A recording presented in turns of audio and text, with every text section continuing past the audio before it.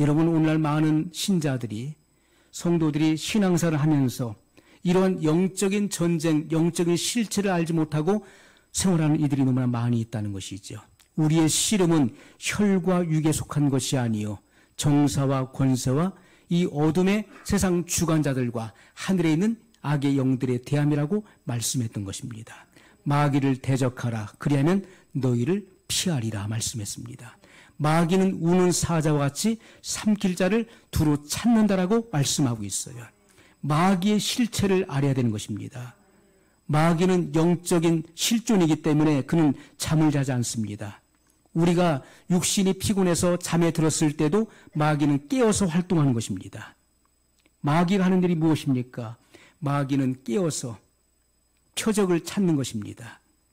연약한 성도들을 찾는 거예요. 그리고 이 사자가 울부짖는 것은 바로 배가 고프기 때문에 포효하는 것입니다. 울부짖는다. 사냥을 하기 위해서 울부짖는다는 것이죠. 그러므로 우리는 근신하여 깨어 있어야 되는 것입니다. 마귀를 대적하라. 그리하면 너희를 피하리라. 마귀의 속성을 분명히 성경이 기록하고 있는 것입니다. 마귀는 우리를 위협하고 겁을 주지만은, 그러나 마귀의 그 속성을 보면은 그는 비열한 자예요. 그는 비겁하기 때문에 우리가 예수님의 이름으로 또 성경의 말씀을 가지고 대적하게 되면 그는 도망치게 되어 있는 것입니다. 피한다라고 분명히 말씀하고 있어요. 그러므로 우리는 이 같은 영적인 진리를 깨닫고 하나님의 말씀으로 대적해야 될 것입니다. 예수님께서도 마귀의 시험을 받으실 때 3번 다 신명기의 말씀을 인용하셨어요. 기록되었으되, 기록되었으되, 기록되었으되. 기록된 신명기의 말씀을 그대로 선포함으로써 마귀를 이기셨던 것을 분명히 보여줍니다. 그러므로 우리는 마귀로 더불어서 맹렬한 싸움이 벌어지게 될 것입니다.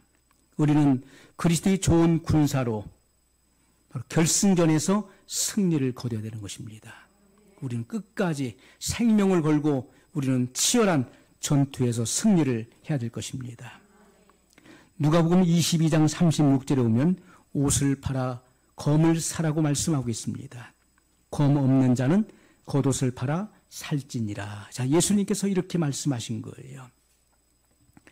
여러분, 전쟁이 벌어졌을 때 우리나라도 1950년 6월 25일에 전쟁이 일어나서 3년 전쟁을 치렀습니다. 그 전쟁의 참상은 이루 말할 수가 없는 것이죠. 여러분, 전쟁이 벌어졌을 때 모든 국민들은 먹을 것을 먹지 않더라도 또 입을 것을 못 입더라도 군사적 장비나 시설을 확보하지 않으면 안 되는 것입니다. 먹는 것보다도 입는 것보다도 중요한 것은 군사적 시설이나 장비를 모아야 되는 것이죠. 그리스도인들도 옷을 팔아 예리한 검을 사야 되는 마지막 시대 전쟁을 맞이했다는 것입니다.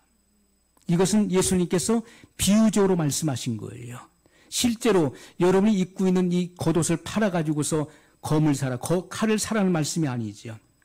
어떠한 대가를 지불하더라도 성령의 검을 준비하라는 것입니다. 성령의 검을 준비해야 돼요. 여러분, 하나님의 전신갑주는 우리가 구원의 투구를 씁니다. 그리고 의의 흉배를 붙입니다. 진리의 허리띠를 띱니다. 평안의 복음을 예비한 신을 신습니다. 믿음의 방패를 가지고 그리고 성령의 검, 곧 하나님의 말씀을 갖는 것입니다. 이것이 성도의 완전 무장인 것입니다. 이것은 모든 기도와 간구로 무장되어지는 것입니다. 그러면 매일같이 우리가 모든 기도와 간구로서 이와 같은 빛의 갑주를 입지 않으면 거룩한 전쟁에서 패배를 당할 수밖에 없는 것입니다. 날마다 기도와 간구로 우리는 완전 무장을 해야 되는 것입니다. 그리고 이 검을 다루는 법을 배워야 되는 것입니다. 무조건적으로 아무 말이나 선포하는 게 아니에요. 그때 적중하는 그 말씀을 선포해야 되는 것입니다. 그것이 곧 성령의 검이 되는 것입니다.